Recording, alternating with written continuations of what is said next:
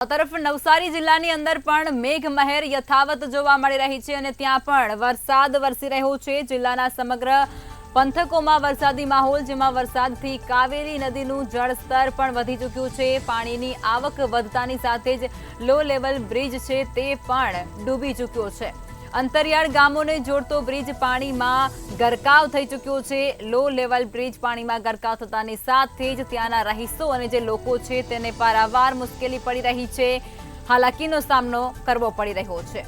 નવસારી જિલ્લામાં વરસાદનું જોર હજુ પણ યથાવત જોવા મળી રહ્યું છે અને વરસાદથી જે કાવેરી નદી છે તેનું જળસ્તર પણ વધી ચૂક્યું છે। પાણીની આવક વધતાની સાથે જ લો લેવલ બ્રિજ છે તે પણ ગરકાવ થયો છે, પાણી અંદર ડૂબી ચૂક્યો છે।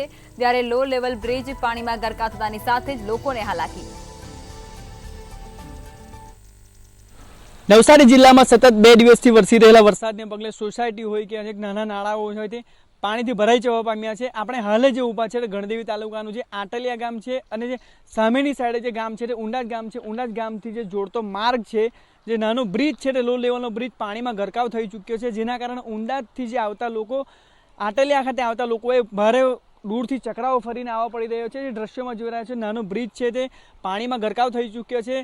સૌથી વધુ ગણદેવી તાલુકામાં 6 ઇંચથી પણ વધુ વરસાદ ખાબક્યો છે, જે અને ઉપરવાસમાં જે વરસાદ વરસી રહ્યો છે જેના કારણે જે આ કાવેરી નદી આવી છે તે કાવેરી નદી 2 કાંઠે વહેતી થઈ ચૂકી છે। જે આપ દ્રશ્યોમાં જોઈ રહ્યા છો જે કાવેરી નદી છે તે 2 કાંઠે વહેતી થઈ ચૂકી છે। જ્યારે જે ઉંડાજથી જે લોકો કામ અર્થે બિલ્લીમોરા અને આટલિયા જે આવી રહ્યા છે, જેઓએ ભારે દૂરથી ચકરાવો ફરીને આવવામાં આવી રહ્યો છે।